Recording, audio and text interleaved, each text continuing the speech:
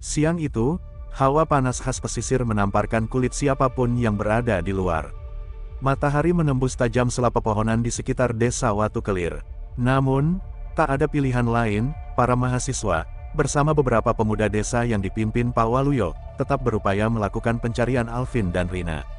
Berbekal kayu untuk menyingkirkan semak dan peralatan seadanya, mereka menyisir sepanjang tepian hutan mangrove, menyebar hingga ke batuan karang di bibir pantai. Wajah-wajah tegang terlihat jelas, tak sedikit yang menunduk pasrah namun tetap memaksa langkah. Dewi berkali-kali meneguk air dari botolnya, matanya sembab karena semalaman tak tidur. Ika menempel terus di sampingnya, seolah tak ingin kehilangan Dewi di tengah situasi aneh ini. Kita harus nemuin mereka, Dew, meskipun aku masih takut banget, bisik Ika lirih sambil menatap ke arah ombak yang pecah di batu-batu. Iya, Kak, setidaknya kita usaha, sahut Dewi menenangkan meski dirinya sendiri tidak yakin. Sekitar pukul 3 sore, teriakan dari salah seorang warga membuat semua berlarian menuju sebuah tebing. Pak Lurah, ini kayaknya Alvin. Serentak semua berlari. Tubuh Alvin tergeletak di sela bebatuan, wajahnya penuh pasir, bajunya basah kuyup dan robek di beberapa bagian. Nafasnya ada, meski sangat lemah. Beberapa pemuda bergegas menggotong Alvin kembali menuju rumah Pak Waluyo. Sementara itu, pencarian Rina tetap dilanjutkan, tetapi menjelang petang, kabut mulai turun tipis. Suara-suara aneh kadang terdengar dari balik pepohonan, membuat bulu kuduk berdiri. Pak Waluyo akhirnya memutuskan pencarian dihentikan dulu demi keselamatan semua orang. Kita lanjutkan besok pagi, Le, kata Pak Waluyo tegas. Kalau sudah gelap begini, bahaya. Dewi hanya mengangguk, menahan air mata. Malam pun datang. Rumah Pak Waluyo dipenuhi suasana muram. Alvin dibaringkan di ruang tamu beralaskan tikar, Ibu Sarinten memijit pelan kakinya, mencoba membuatnya hangat. Namun Alvin masih belum juga sadar penuh, tatapannya kosong menembus langit-langit rumah, napasnya berat. Sekitar pukul 9 malam, suara sandal gesek terdengar di teras. Seorang lelaki tua berambut putih, bersarung batik, berselendang hitam dengan tongkat kayu cendani perlahan masuk. Warga menunduk hormat, bahkan Dewi pun segera berdiri. Mbah Rono, matur nuwun sudah mau datang, kata Pak Waluyo sopan. Kirono, yang biasa dipanggil Mbah Rono, menatap Alvin dari jauh. Ia menaruh tongkatnya di sudut rumah, lalu duduk bersila di depan Alvin. Kedua matanya yang dalam seperti hendak menembus isi jiwa Alvin. Aku akan mencoba melihat apa yang merasuki anak ini, ucapnya pelan. Semua terdiam, hanya suara jangkrik di luar yang mengisi suasana. Mbah Rono mulai merapalkan doa-doa, bibirnya komat kamit, sesekali menepuk-nepuk tangan Alvin yang terkulai. Aroma dupa samar tercium, menambah aura magis malam itu. Tiba-tiba, Alvin membuka matanya, menatap Mbah Rono dengan sorot mengerikan. Bibirnya berkedut, lalu bergerak tidak wajar. Kamu, tidak usah ikut campur, suara itu keluar, berat, serak, sama sekali bukan suara Alvin biasanya. Mbah Rono refleks terhenti membaca doa, menatap Alvin dengan raut kaget. Belum sempat bereaksi, sebuah tenaga tak kasat mata menghantam dadanya, membuat tubuh ringkihnya terpental sampai mengenai pintu kayu di belakangnya. Suara bruk, membuat semua orang menjerit. Alvin berdiri tiba-tiba, menuding ke arah Mbah Rono dengan jari gemetar namun tajam. Kau jangan ikut campur, ini memang pantas mereka dapatkan. Teriaknya lagi, matanya merah pekat bagai bara. Ika menjerit ketakutan, Dewi langsung memeluknya erat. Ardi yang berdiri paling dekat hampir saja terjatuh karena gemetar. Pak Waluyo terbelalak, sementara Ibu Sarinten bersimpuh sambil membaca doa dalam hati. Beberapa detik kemudian, Alvin ambruk, seolah semua energi itu menghilang, tubuhnya lemas, matanya menutup kembali, napasnya terengah. Mbah Rono perlahan bangkit, darah menetes dari sudut bibirnya, lalu berjalan terlatih ke teras rumah. Ia duduk sambil memegangi dadanya, wajahnya pucat. Gusti Allah, gumamnya, anak ini sudah kelewatan batas. Kesalahannya sangat besar, dan yang menguasai raganya adalah sesuatu yang sangat kuat. Pak Waluyo ikut duduk di sampingnya. Mbah, apa masih bisa diselamatkan? Mbah Rono menggeleng perlahan, matanya menatap kosong ke kegelapan malam. Harapan itu tipis sekali, Pak Lurah. Bahkan untuk mencabut jin pengganggu pun tidak mudah. Anak ini sudah menjadi sasaran. Dewi tak kuat menahan tangis, ia menutup wajahnya di pelukan Ika. Ardi meninju dinding kayu rumah Pak Waluyo berulang kali, frustasi. Sial, harusnya gue larang mereka keluar malam itu. Harusnya gue larang, bentaknya pada dirinya sendiri. Yudi hanya menunduk, tak berani menatap siapapun.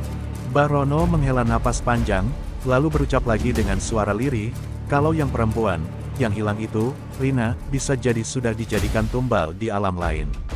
Kita harus cepat, kalau tidak, nyawanya akan benar-benar hilang selamanya. Dewi bangkit, air matanya bercucuran, suaranya bergetar namun tegas. Mbah, kami mohon, lakukan apapun yang bisa, kami siap bantu. Tolong teman kami. Barono menatap Dewi, seolah membaca ketulusan hatinya. Nduk, kalau kalian memang mau ikut, nanti malam kalian harus siap menghadapi hal-hal di luar nalar. Karena pencarian di alam gaib itu tidak seperti di dunia nyata. Satu saja hati kalian ragu, bisa ikut hilang. Dewi mengangguk mantap. Kami akan ikut, Mbah. Kami enggak mau tinggal diam. Pak Waluyo menepuk bahu Dewi. Nduk, kalau kamu berani, jangan sampai setengah-setengah. Biar besok kita siapkan sesaji dan orang-orang yang paham, supaya tidak sembarangan. Barono menarik napas berat, menatap semua anak muda di sana satu-satu. Kalau kalian mau menolong teman kalian, jangan ada rahasia di antara kalian. Ceritakan semua dosa yang pernah kalian perbuat di tanah ini. Karena kalau tidak jujur, penunggu di sana akan tahu, dan kalian bisa dihabisi. Suasana mendadak semakin mencekam. Lampu redup di ruang tamu bergoyang pelan, seolah dihempas angin tak kasat mata. Dewi menegakkan punggungnya, menatap sahabat-sahabatnya dengan penuh tekad. Kalau memang itu syaratnya, kita jujur aja sekarang. Demi Rina, di luar rumah, angin laut berhembus kencang, menamparkan dedaunan kelapa, membuat suasana di Watu Kelir malam itu terasa semakin berat, seakan ribuan pasang mata tak kasat mata menanti langkah mereka berikutnya. Pagi itu datang tanpa membawa kedamaian. Meski hati mereka hancur berkeping-keping, mereka memaksakan diri menjalani hari seperti biasa, berpura-pura kuat, menahan beban rahasia yang tak berani terungkap. Tak satu pun dari mereka berani membuka suara ke pihak kampus, takut amarah dan konsekuensi yang mengintai seperti bayangan hitam yang menggerogoti jiwa. Sementara di balik ketegangan itu, di sisi lain desa Watu Kelir, dua sosok meluncur di atas sepeda motor. Mereka adalah sosok yang tak tergoyahkan dan penuh misteri dalam dunia spiritual yang penuh bahaya. Mereka adalah pasangan pendekar yang tak bisa dipandang sebelah mata. Pemuda itu, Wirogeni, wajahnya tampan memikat dan aura kewibawaannya mampu mengguncang hati siapa saja, bak magnet yang menarik segala perhatian. Di belakangnya, membonceng motor RX King yang meraung kencang, duduk sosok gadis berambut putih seputih salju, cantiknya bukan dari dunia ini. Kulitnya bagai porselen tanpa noda, sosok jin Gunung Lawu yang rela berkelana dalam rupa manusia demi satu tujuan suci, mencari ayah kandung yang selama ini hilang dari jejak hidupnya. Dialah Anjani, si misteri yang menyimpan sejuta rahasia dan keberanian membara. Mentari pagi mulai merambat naik, menyinari jalanan desa Watu Kelir yang masih sedikit berkabut sisa hujan semalam. Angin laut menamparkan lembut, membuat bau garam menyengat samar. Di sebuah warung sederhana beratap genteng tua, Wirogeni dan Anjani baru saja memarkirkan motor RX King mereka. Deru mesin motor masih terasa di telinga Anjani, yang sesekali merapikan rambut panjangnya agar tidak berantakan tertiup angin. Wiro menepuk pundaknya ringan, menuntunnya ke tikar pandan di pojok warung. Bu, nasi pecel dua sama teh anget manis, nggih. Ucap Wiro sambil tersenyum ke arah pemilik warung. Oh, nggih mas, monggo lenggah riyen, sahut si ibu sambil menatap piring di meja kayu. Anjani duduk bersila, merapikan kerudung tipisnya meski tak benar-benar menutupi rambut peraknya. Wajahnya masih tampak menawan, seolah tak pernah lelah meski menempuh perjalanan jauh bersama Wiro. Mas, gumamnya pelan, kenapa ya kaki kita seperti ditarik kemari? Padahal rencananya kita mau terus ke arah selatan. Wiro menghembus asap rokok perlahan. Aku juga nggak ngerti, Jani. Rasanya ada energi yang manggil. Entah apa, tapi kita harus nurut sama naluri kita dulu. Belum sempat Anjani menjawab, terdengar obrolan samar di dekat tungku perapian warung itu. Sekelompok ibu-ibu sedang mengantri lauk pecel sambil bergosip, dengan suara sedikit ditahan tapi tetap terdengar jelas di telinga Wiro dan Anjani. Bu, kemarin katanya ada mahasiswa yang KKN di desa ini hilang ya? Tanya salah satu ibu. Iya loh, katanya hilang di pinggir pantai sana. Saya juga dengarnya dari orang-orang, sahut yang lain sambil mengambil gorengan. Pasti mereka itu sudah berbuat yang tidak-tidak, bikin penunggu marah, bisik seorang ibu berkerudung abu-abu. Ya Allah, bisa jadi. Wong tempat ini sakral, kok malah dibuat macam-macam, timpal lainnya, nadanya penuh prihatin. Tapi katanya yang cowoknya udah ketemu, ceweknya yang belum, sambung ibu pemilik warung sendiri sambil meracik sambal. Aduh kasihan, mudah-mudahan cepat ketemu, suara seorang ibu menutup obrolan. Wiro dan Anjani saling pandang, tak langsung bicara, namun sorot mata mereka seolah sama-sama berkata, ini bukan kebetulan.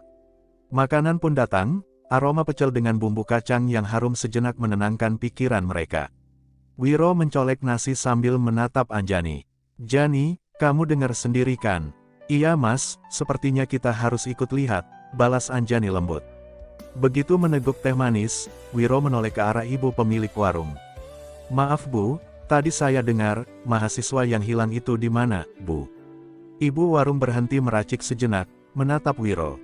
Oh, itu loh mas, anak-anak KKN dari kampus. Katanya hilang di pinggir pantai, ya ndak jelas gimana ceritanya. Kalau mau ke sana, ya kira-kira dari rumah Pak Lurah bisa ditanya. Rumah Pak Lurah itu sekitar 15 menit naik motor dari sini. Anjani mengerutkan dahi, masih kebingungan dengan istilah asing. Bu, KKN itu apa ya? Tanyanya polos. Ibu warung tertawa kecil, menoleh ke anak gadisnya yang baru saja datang dari dapur membawa gorengan. KKN itu opo Yanduk? Anak gadisnya tersenyum, menaruh piring di meja.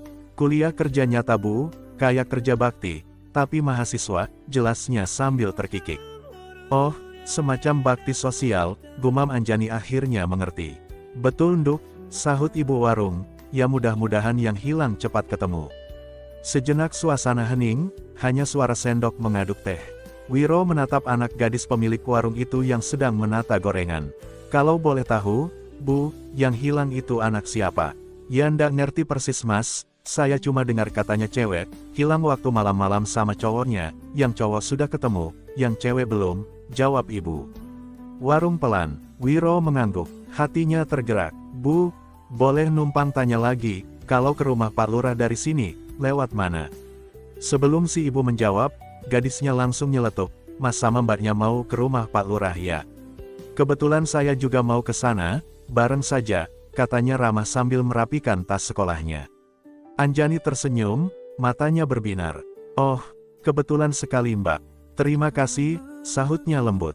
Gadis itu tersipu, menoleh ke ibunya sebentar lalu menegaskan, nanti saya lagi nunggu motor saya, dipakai sama bapak, sambil terkekeh malu.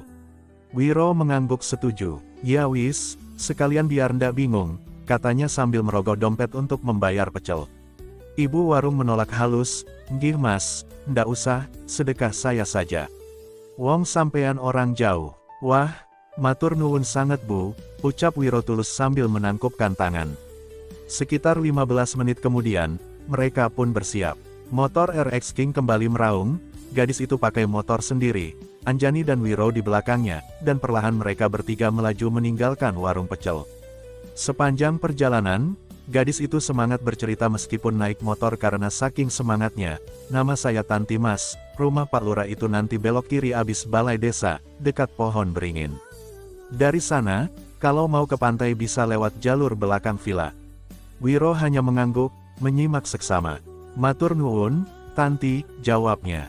Anjani sempat berbisik pelan di telinga Wiro. Mas, rasanya energi di sini berat sekali ya. Wiro menoleh sebentar, menepuk tangan Anjani. Kita sudah biasa hadapi yang kayak begini. Tatapan Wiro tajam menembus pepohonan rindang, seolah ia sudah bersiap kalau sewaktu-waktu sesuatu muncul menghadang. Suara motor membelah udara, meninggalkan debu di jalan berbatu. Di kejauhan, bayangan pepohonan kelapa bergoyang diterpa angin laut, dan aroma petualangan di desa Watu Kelir seolah benar-benar memanggil mereka menuju takdir berikutnya. Mentari sudah naik sedikit condong ke barat ketika Wiro dan Anjani tiba di rumah Pak Waluyo, diantar oleh Tanti, gadis anak pemilik warung pecel. Halaman rumah Pak Lurah cukup luas, dengan pohon mangga tua menaungi bagian depannya. Udara desa sore itu masih terasa segar, semilir angin pantai perlahan membelai daun-daun bambu di pekarangan. Pak Waluyo sendiri sudah menunggu di teras, mengenakan sarung kotak-kotak dan kaos berkerah, tampak sedikit letih. Ketika melihat Wiro dan Anjani datang, beliau menyambut ramah. "Monggo, monggo Mas, Mbak, silakan masuk," sapanya ramah sambil menuntun mereka duduk di kursi kayu panjang. "Matur nuwun Pak," jawab Wiro sopan, diikuti anggukan Anjani. Pak Waluyo menuangkan teh manis dari teko tanah liat. Setelah beberapa basa-basi, ia langsung memulai pembicaraan. "Mas, Mbak, barusan saya dengar dari Tanti lewat telepon, sampean pengen tahu soal mahasiswa yang hilang itu ya?" "Iya Pak," ujar Wiro, "kami kebetulan dengar di warung tadi. Katanya ada yang hilang di pantai, kalau boleh tahu ceritanya bagaimana, Pak?" Pak Waluyo menunduk sebentar, menarik napas panjang. "Kejadian ini, Mas, ndak gampang dijelasin. Mahasiswa KKN, anak-anak muda kota, katanya dari universitas, nginep di villa pesisir itu. Dulu villa kosong, sekarang ditempati mereka buat kegiatan KKN." Pak Waluyo menyeruput tehnya sebentar sebelum melanjutkan. "Nah, dua anak itu, Alvin sama Rina, semalam katanya pergi ke pantai. Lah kok sampai pagi nggak balik. Dicari sama teman-temannya, cuma ketemu Alvin saja, di antara bebatuan, linglung, nggak bisa ngomong bener." Anjani meresapi kalimat itu dengan hati-hati, sesekali menoleh pada Wiro, lalu bertanya pelan. "Terus sekarang Alvin di mana Pak?" Pak Waluyo menoleh ke arah dalam rumah. "Ada di kamar tamu Mbak, monggo kalau mau dilihat. Nggak ada salahnya, mungkin sampean ngerti sesuatu," katanya penuh harap. Wiro dan Anjani menuruti ajakan Pak Waluyo. Mereka berjalan ke dalam rumah, menapaki lantai semen yang dingin, menuju kamar tamu di samping ruang tengah. Di sana, Alvin terbaring di atas dipan kayu, matanya kosong menatap langit-langit, wajahnya pucat pasi. Nafasnya terengah, seperti orang kehabisan tenaga. Wiro menatap Alvin tanpa banyak bicara. Sesaat, ia mencoba merasakan getaran energi di ruangan itu. Anjani pun ikut memeriksa, menajamkan instingnya sebagai bangsa jin. Ia tak ingin menunjukkan jati dirinya, sehingga hanya menatap Alvin dengan tenang, seolah sekadar orang biasa yang prihatin. Pak Waluyo berdiri di samping mereka, menunduk sedih. "Beginilah keadaannya Mas Mbak, kalau ditanya apa-apa, jawabannya ngawur. Seperti orang linglung." Wiro hanya manggut-manggut, menahan niatnya untuk langsung membantu dengan kekuatan spiritualnya. Anjani juga diam, hanya menatap penuh simpati. Tak lama mereka kembali ke teras, duduk lagi sambil menyeruput teh hangat. "Kami turut prihatin Pak," ucap Wiro tulus. "Iya Pak," tambah Anjani, "mudah-mudahan teman satunya segera ketemu." Pak Waluyo menghela napas berat. "Makanya Mas Mbak, nanti malam, kita mau adakan ritual di pantai. Meminta petunjuk dari leluhur, dari penunggu wilayah sana, supaya Rina bisa ditemukan." Anjani menoleh menaruh minat. "Ritualnya seperti apa Pak?" Pak Waluyo tersenyum kecil. "Ya semacam doa bersama, pakai sesajen, kembang, lalu nanti dipimpin Mbah Rono.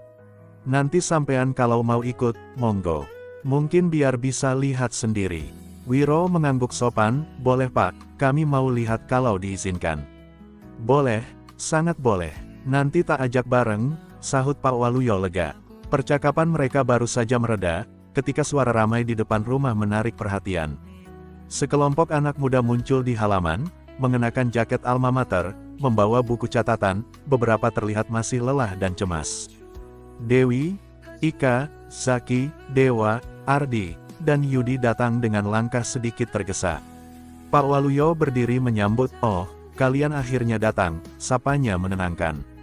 Dewi menunduk sopan. "Permisi Pak, maaf kami datang mendadak, mau menanyakan Alvin." Pak Waluyo mempersilakan mereka duduk di teras. Begitu keenam mahasiswa itu duduk, Anjani dan Wiro memperhatikan diam-diam. Namun sesuatu membuat Wiro sedikit tertegun, matanya tak sengaja beradu dengan seorang gadis yang duduk di pinggir, mengenakan celana jeans dan kaos hitam sederhana. Sosoknya bukan paling cantik di antara teman-temannya, tetapi ada aura yang menonjol, kuat, namun samar. Arka Dewi. Wiro terpaku. Entah kenapa dadanya berdesir aneh. Ada sensasi familiar, seolah sudah lama mengenalnya, meskipun tak pernah bertemu sebelumnya. Arka Dewi juga menatap Wiro beberapa detik, wajahnya sempat kebingungan, seperti mengingat sesuatu namun tak tahu apa. Anjani, yang peka luar biasa, langsung mencubit lengan Wiro sambil berbisik. Matamu enggak bisa lihat cewek cantik ya mas? Wiro gelagapan, tersenyum kaku. Ora, Jani, bukan begitu. Jawabnya pelan, sedikit salah tingkah. Ucapan Anjani itu cukup keras, sampai terdengar mahasiswa lain, membuat mereka menahan tawa. Zaki bahkan nyeletuk pelan ke Dewa. Wah, pacarnya galak juga, bro. Pak Waluyo menenangkan suasana. Oh iya, ini Mas Wiro sama Mbak Anjani, tamu kita. Mereka kebetulan lewat, lalu penasaran soal kejadian teman kalian yang hilang. Nanti mereka juga mau ikut ritual malam ini di pantai, jelasnya. Dewi menatap Wiro dan Anjani sambil menunduk hormat. Oh, matur nuwun Mas Mbak sudah peduli, katanya. Sama-sama, jawab Anjani ramah. Arkadewi masih mencuri pandang ke arah Wiro, dadanya seperti berdebar tak wajar. Entah mengapa, auranya serasa tersambung dengan pemuda itu, seolah ada benang merah yang belum terungkap. Pak Waluyo kembali menjelaskan kepada semua yang hadir, nanti malam kita berangkat abis Isya, bawa senter, bawa air putih. Biar kalau terjadi apa-apa, kita sudah siap. Semua mengangguk serius. Wiro sempat menoleh lagi ke arah Arkadewi, kali ini lebih halus, berusaha menenangkan rasa ganjil yang tiba-tiba muncul di dadanya. Anjani di sampingnya hanya mendesah, menahan rasa cemburu yang masih saja membuatnya geli sendiri. Suasana sore itu di teras rumah Pak Lurah perlahan menurun tensinya. Pak Waluyo kemudian menyuruh istri dan putrinya menyiapkan kudapan, singkong rebus dan teh hangat, membuat suasana sedikit mencair. Namun di dalam dada masing-masing, kegelisahan belum sepenuhnya reda. Sebab malam nanti, mereka semua sadar, ada satu hal yang harus mereka hadapi. Menantang kegelapan di tepian laut, demi menuntaskan misteri hilangnya Rina. Dan tanpa mereka sadari, di kejauhan, mata-mata gaib sudah mengintai, menunggu, menanti saat yang tepat untuk menampakkan dirinya. Langit senja mulai berubah gelap, warna merah di ufuk barat perlahan tenggelam di telan bayangan malam. Di beranda rumah Pak Waluyo, Dewi dan kawan-kawan berdiri pamit sambil merapikan tas kecil mereka. Pak, kami duluan balik ke villa ya, buat persiapan malam nanti, ucap Dewi sopan sambil menunduk hormat. Pak Waluyo mengangguk pelan, tampak khawatir. Hati-hati Nduk, kalau ada apa-apa jangan sungkan kabari saya, pesannya tulus. Nggih Pak, sahut mereka hampir bersamaan, lalu berjalan ke arah halaman sambil menyalakan lampu senter di ponsel. Sekitar 15 menit setelah rombongan mahasiswa pergi, Wiro dan Anjani pun bersiap meninggalkan rumah Pak Lurah. Mau kemana Mas Mbak? Tanya Pak Waluyo penasaran. Kami mau nengok ke villa juga Pak, sekalian lihat suasana di sana, jawab Wiro santai. Oh, monggo, kalau perlu apa-apa, kabari saya ya, ucap Pak Waluyo ramah sambil memberi arahan jalan pintas menuju villa. Tak menunggu lama, Wiro menyalakan mesin RX King, suaranya menggelegar memecah keheningan kampung. Anjani naik di jok belakang, merapikan rambut putihnya yang tergerai. Dengan mantap, mereka melaju ke arah jalanan setapak menuju villa.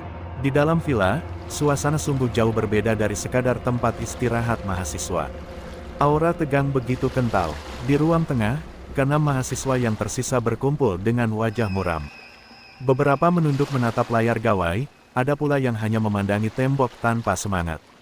Dewa membuka pembicaraan, suaranya lirih tapi tegas. Wih, ini Alvin makin parah. Dia kayak orang linglung banget, gue rasa harus kita laporin ke kampus. Takutnya kalau ada apa-apa malah kita yang kena getahnya. Yudi langsung menimpali dengan nada sengit, ala Dewa. Sudahlah, biarin aja, dia sendiri yang cari masalah. Kalau sampai kampus tahu, kita semua yang malu. Dewi langsung memelototi Yudi. Heh Yud, gue ngerti lo kesel sama mereka. Tapi tetap aja Alvin itu teman kita, ada benarnya kata Dewa, minimal kita lapor supaya ada penanganan medis. Kalau sampai Alvin mati, lo mau tanggung jawab. Yudi tampak terpojok. Bukan gitu maksud gue, Wi. Dewi memotongnya cepat. Gue ngerti, lo takut malu, takut rektor ngamuk kalau tahu mereka berbuat mesum sampai hilang begitu. Tapi bisa dicari jalan lain, kita lapor dengan cara yang lebih halus. Bilang aja Alvin sakit, butuh dijemput atau gimana. Setidaknya kita enggak nutupin semuanya. Yudi menghela napas kesal, lalu Rina gimana? Masa mau bilang dia sakit juga, orangnya aja belum ketemu sampai sekarang. Dewi mendesah berat, gue yakin nanti ketemu. Yudi tertawa sinis. Hah, ketemu gimana? Dengan ritual yang gak jelas itu. Ini zaman modern, wih. Bisa aja Rina keseret ombak, ketendang arus, ya wajar hilang. Jangan semuanya dibilang mistis. Ardi yang sejak tadi diam langsung membentak. Heh Yud, lo masih ngandelin rasional setelah kejadian waktu kita berangkat? Masih. Yudi menatap Ardi, lalu menghela napas. Persetanlah, umpatnya akhirnya. Gue mandi dulu, gerah. Dengan kasar ia menyingkir, menuju kamar mandi di ujung lorong villa. Pintu kamar mandi kayu itu dibantingnya cukup keras hingga menggetarkan dinding. Dewi menatap teman-temannya pasrah. Ya sudahlah, biarin Yudi mandi dulu, kita atur nanti malam kayak gimana, ujarnya menenangkan. Sementara itu, di dalam kamar mandi, Yudi berdiri di bawah shower seadanya. Airnya dingin menggigit, membuat kulitnya sedikit merinding. Ia mengguyur kepalanya berkali-kali, mencoba menenangkan emosi yang masih mendidih. Dasar norak, rutuknya pada teman-temannya di luar sana. Sedikit-sedikit mistis, sedikit-sedikit jin. Namun, tiba-tiba air yang mengalir terasa berubah. Awalnya dingin, mendadak hangat, lalu panas, dan akhirnya seperti lengket. Yudi kaget, menoleh ke keran, namun tak ada yang aneh. Apaan sih ini, gumamnya. Tiba-tiba, dari dinding keramik yang lembab, muncul noda hitam, semakin meluas, membentuk seperti wajah aneh, mata kosong dan senyum menyeringai. Yudi mundur, napasnya tercekat. Astagfirullah. Bayangan itu merayap turun, menetes seperti darah, lalu tiba-tiba terdengar suara perempuan berbisik sangat dekat di telinganya. Ikutlah denganku. Petik 2. Yudi berbalik, tak ada siapapun. Detak jantungnya menggila. Ia buru-buru mematikan keran, meraih handuk, namun suara itu datang lagi, kali ini seakan menembus kepalanya. Ikutlah. Petik 2. Suara seram itu diiringi bau anyir menusuk hidung, seperti darah basi. Tubuh Yudi lemas, kakinya hampir ambruk. Tiba-tiba, air keran menetes merah pekat, seperti darah menetes satu demi satu ke lantai kamar mandi. Yudi menjerit tertahan, menabrak pintu, terbirit-birit keluar hanya berbalut handuk. Napasnya memburu, wajahnya pucat, matanya liar menatap teman-temannya yang kaget melihatnya begitu. Yud, lo kenapa? Seru Ardi. Yudi tak sanggup menjawab, hanya menunjuk kamar mandi dengan jari gemetar. Dede darah, airnya, ada suara. Dewi bergegas mendekat, mencoba menenangkannya. Yudi, tenang, tarik napas. Yudi tetap bergidik ketakutan, menggigil. Gue nggak mau mandi di sana lagi, sumpah, katanya nyaris menangis. Ardi menatap sinis. Tuh kan, Yud, masih mau bilang rasional, gue bilang juga apa, lo nantangin sih, udah tahu kita lagi ada di tempat mereka.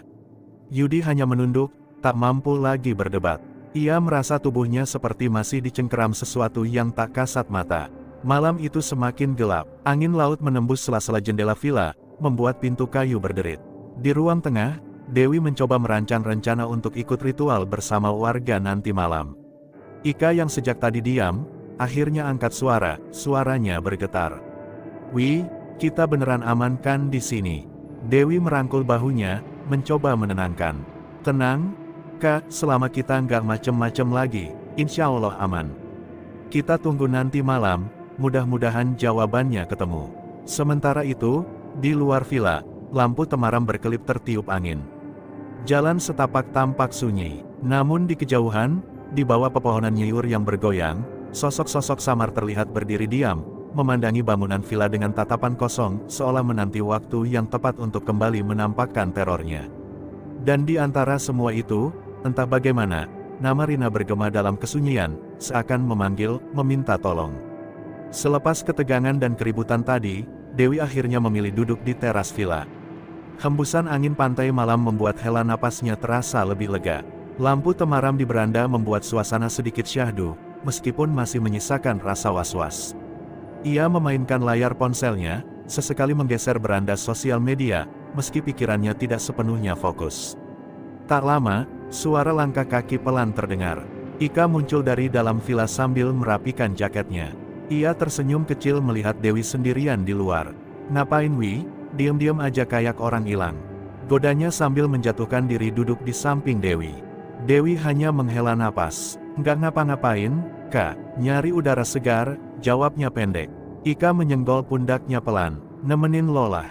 Gue takut kalau sendiri, nanti malah ikut hilang juga, siapa yang temenin gue. Candanya, mencoba mencairkan suasana. Dewi terkekeh tipis, meski matanya masih kelihatan capek. Iya, ya udah temenin aja. Ika tampak menatap Dewi dengan mata menyipit, seakan sedang menganalisis. Wi, gue tuh merhatiin pas kita di rumah Pak Lurah kemarin, lo nggak pernah seserius itu lihat cowok. Jujur deh, lo naksir ya sama Mas Wiro. Godanya sambil menahan tawa. Dewi langsung menoleh, memelototi Ika dengan ekspresi salah tingkah. Apaan sih? Gak jelas lo. Sahutnya refleks, wajahnya bersemu merah.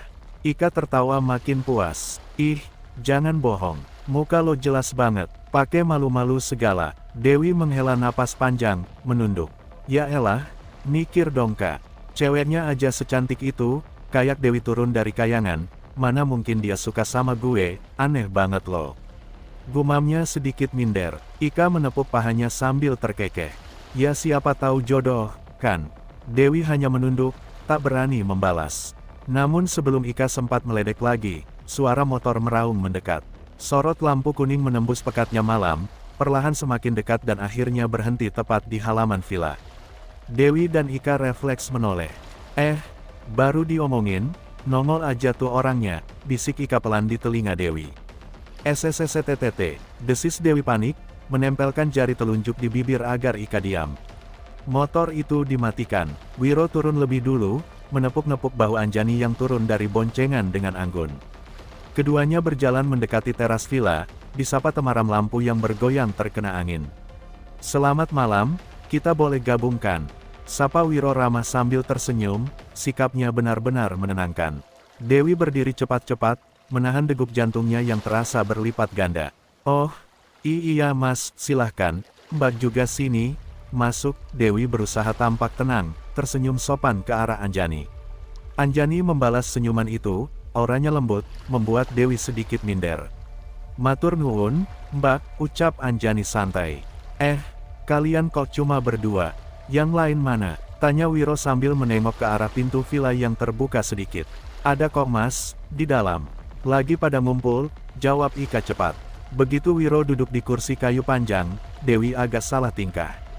Rasanya dadanya berdegup seperti genderang, bukan karena cinta, tapi entah, seperti ada getaran aneh, ikatan yang tak pernah ia pahami, seakan Wiro bukan orang asing baginya. Namun setiap kali matanya ingin menatap Wiro lebih lama, sorot teduh mata Anjani selalu membuatnya sungkan, seolah diingatkan bahwa pria itu bukan miliknya. Beberapa menit kemudian, mahasiswa lain mulai keluar satu-satu, menambah suasana menjadi lebih hidup. Mereka ikut nimbrung di teras, mencoba melepas penat sambil bercanda ringan meski jelas rasa khawatir masih ada. Dewa meneguk air putihnya, lalu bersuara. Mas, Mbak, terima kasih ya udah mau ikut bantuin nanti malam. Kita semua sebenarnya agak takut. Wiro tersenyum menenangkan. Ya nggak apa-apa, kita juga cuma ikut menyaksikan kok. Semoga aja ritualnya nanti ada hasilnya, jawabnya. Ika menimpali pelan. Mas, Mbak, beneran nggak takut kalau ikut ke pantai malam-malam? Dengar-dengar auranya serem banget, ucapnya setengah berbisik. Anjani tertawa tipis, matanya berbinar. Nggak usah takut, asal niat kita baik, pasti aman, Mbak. Beberapa mahasiswa hanya mengangguk ragu, menunduk memikirkan nasib Rina yang belum jelas. Obrolan mereka terus bergulir, diselingi tawa tipis agar tidak terlalu tegang. Hingga sekitar pukul 7:30 malam, terdengar suara langkah kaki dan sorot lampu senter bergerak di kejauhan. Kayaknya itu warga deh, bisik Dewa sambil berdiri melihat ke arah luar pagar.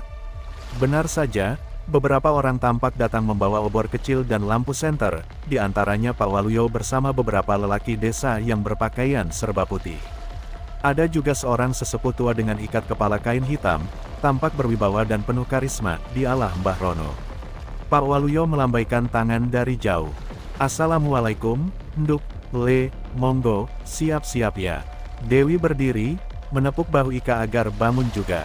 Yuka, waktunya, ucapnya sedikit bergetar, campuran rasa takut dan penasaran. Wiro dan Anjani berdiri bersamaan, Wiro merapikan jaket hitamnya, menatap Dewi sebentar sambil tersenyum menenangkan. Tenang, insya Allah kita bakal dapat. Jawaban sebentar lagi, katanya pelan, membuat Dewi menghela napas sedikit lega meski jantungnya tetap berdebar. Ika menggamit tangan Dewi, menatapnya dengan tatapan tegas, "Lo nggak sendiri Wi, kita bareng-bareng ya," ucapnya tulus. Dewi mengangguk cepat, mencoba memberanikan diri. "Iya, bareng-bareng," jawabnya mantap. Perlahan, mereka berjalan bersama rombongan warga yang sudah siap, meninggalkan villa yang hanya diterangi lampu kecil. Deburan ombak di kejauhan seakan memanggil mereka menuju ritual yang mungkin akan membuka tabir misteri hilangnya Rina, atau justru membuka pintu kengerian lain yang lebih besar. Dan di antara desir angin malam, entah mengapa, nama Rina kembali terdengar samar, seakan terbawa arus laut, menanti untuk ditemukan di batas dunia yang kasat mata. Angin malam kian menggigit, menghempas bau amis kemenyan dan dupa yang masih mengepul tebal di antara gulungan asap tipis. Aroma sesajen bercampur dengan bau amis darah ayam cemani menambah kesan magis di tepi pantai itu. Barono tetap duduk bersila, matanya setengah terpejam, suaranya bergetar dalam mantra-mantra Jawa kuno yang sudah turun-temurun diwariskan para leluhur. Lelaki tua itu menaburkan kembang 7 rupa ke atas pasir, sementara di hadapannya, mangkuk tanah liat berisi dupa dan bara menyala merah menebar pijar lembut, seolah menjadi gerbang panggilan bagi entitas lain di luar nalar manusia. Ika dan Dewi saling berpegangan tangan erat. Kedua gadis itu menahan gemetar ketika angin mendadak berhembus kencang, menimbulkan pusaran pasir di sekitar mereka. Ombak tiba-tiba bergemuruh, menghantam karang dengan suara menggelegar, memekakkan telinga. Jika penguasa Laut Selatan, umumnya identik dengan warna hijau, namun, di saat itu, dari balik horizon laut yang gulita, tampak, sebuah kereta kencana perlahan muncul, seperti menembus batas nyata dan gaib, namun, bukan ratu atau putri bergaun hijau, melainkan berwarna merah menyala. Kereta itu tampak terapung di atas buih ombak, ditarik oleh 2 kuda hitam yang matanya berapi merah. Hanya Mbah Rono dan Pak Waluyo yang mampu menyaksikan jelas wujudnya, sementara yang lain hanya merasakan auranya, berat dan menindih dada. Namun, 2 pasang mata lain yang berdiri tak jauh, milik Wirogeni dan Anjani, juga menatap jelas sosok tersebut.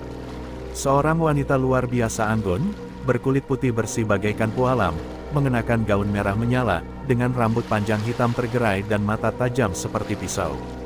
Di belakangnya berdiri para dayang dengan pakaian serba merah darah. Tidak lain, dialah Nyai Dayang Lanjar Selatan, salah satu penguasa laut yang ditakuti para spiritualis di pesisir. Wiro ternganga kagum. "Wah, gila, cantik banget," gumamnya dengan mata tak berkedip. "KLEPAK." Sebuah jitakan keras mendarat di kepalanya. "Aduh, Jani, sakit." Wiro mengadu sambil mengusap kepalanya. Anjani memelototinya manja, meski sorot matanya serius. Mas, mata itu dijaga dong. Nggak bisa lihat perempuan cantik dikit." Semprot Anjani, membuat Wiro hanya nyengir kuda. Sementara itu, Nyai Dayang Lanjar sudah berdiri di atas air, angkuh, suaranya menggema tanpa pengeras suara. "Rono, ada apa kau memanggilku di tempat ini?" tanyanya, menahan senyum sinis seolah pura-pura tak tahu. Mbah Rono menunduk hormat, merendah dengan penuh takut. "Ampun, Gusti Ratu Dayang Lanjar Selatan, maafkan kami kalau mengganggu ketenangan Nyai Ratu. Hamba hanya menanyakan keberadaan seorang gadis yang hilang, Nyai." Senyum sang ratu melebar, nyaris menyerupai seringai. "Hahaha, kau seharusnya sudah tahu, Rono, siapapun yang berbuat kotor di wilayahku, pantas mendapat ganjaran. Untuk apa kau mencarinya?" Suaranya menusuk telinga, membuat sebagian warga bergetar takut. Mbah Rono menelan ludah, kerongkongannya terasa kering. "Hamba hilaf, Nyai, semua ini kelalaian kami sebagai tuan rumah. Mohon lepaskan anak itu, demi belas kasih." Tatapan sang ratu berubah tajam, berkilat merah. "Aku hanya mengambil 1 orang dari 2 pelaku, apa itu belum cukup?" Hah. Kirono menunduk lebih dalam. "Ampun, Nyai, tolong untuk kali ini saja," suaranya lirih menahan sesal. Nyai Dayang Lanjar Selatan tertawa kecil, anggun sekaligus menyeramkan. "Baiklah, akan aku lepaskan gadis itu, tapi hanya dengan 1 syarat." Mbah Rono menengadah penuh harap. "Apa syaratnya, Nyai?" Sosok itu menatap jauh ke arah barat, matanya berkilat aneh. "Tukarkan dia dengan anak Kudra Raya," katanya datar, namun menyiratkan kuasa luar biasa. Pak Waluyo dan Mbah Rono saling pandang, tak mengerti. "Maaf, Nyai, hamba tidak paham maksud Nyai. Di kaki Gunung Slamet, di sebelah barat sana, telah lahir seorang anak yang menguasai ajian jaga raksa. Cari, dan bawa anak itu padaku, baru gadis ini akan bebas, jawab sang ratu tanpa emosi, suaranya menggema menakutkan. Mbah Rono menunduk lebih dalam lagi. Ampun, Nyai, apa tidak ada cara lain? Ini terlalu sulit untuk kami. Kau akan mengerti kalau kau mencarinya. Aku tidak punya banyak waktu, sahut sang ratu tajam. Sementara semua orang menahan napas, di kejauhan, Anjani tampak menahan gejolak di dadanya. Napasnya memburu, matanya berkobar, bibirnya mengatup, menahan geram pada cara sang ratu mempermainkan manusia seolah boneka. Wiro sempat meraih lengannya, mencoba menahan. Jani, sabar dulu, bisiknya. Namun, terlambat. Anjani, dengan langkah anggun dan sorot mata yang berubah tajam, maju menghampiri lingkaran ritual. Rambut putihnya terayun tertiup angin, kilau matanya memancarkan aura tak biasa yang mulai terkuak. Hentikan perbuatanmu yang mempermainkan umat manusia, makhluk kotor. Teriak Anjani lantang, nadanya bergetar menahan amarah. Sekejap, semua mata tertuju padanya, Pak Waluyo, Mbah Rono, warga, para mahasiswa, bahkan Nyai Dayang Lanjar sendiri. Pak Waluyo tercengang, tidak menyangka gadis ayu berambut putih itu berani memaki penguasa laut yang ditakuti sepanjang pesisir utara. Astagfirullah, Nduk, apa yang kamu lakukan? Bisik Pak Waluyo panik. Mbah Rono menatap Anjani dengan mata membesar, tubuhnya berguncang ketakutan. Sementara sang ratu menajamkan sorot matanya, perlahan tersenyum sinis, menampakkan deretan gigi putihnya yang rapi. Kau, siapa berani mencampuri urusanku? Tanyanya datar, tapi getaran suaranya bagai ribuan jarum menusuk telinga semua orang. Anjani berdiri tegak, tak bergeming meski hembusan aura dingin mencengkeram kulitnya. Namaku Anjani, dan aku tidak akan membiarkan kau menghancurkan hidup manusia sinakmu. Jawabnya lantang, penuh keberanian. Wiro, berdiri sedikit di belakang, hanya bisa menghela napas panjang sambil memutar bola matanya. Jani, dasar cewek keras kepala, gumamnya setengah kesal, setengah kagum. Sementara itu, Nyai Dayang Lanjar menatap Anjani, matanya kini menyala merah bagai bara. Jangan kurang ajar, perempuan jalang.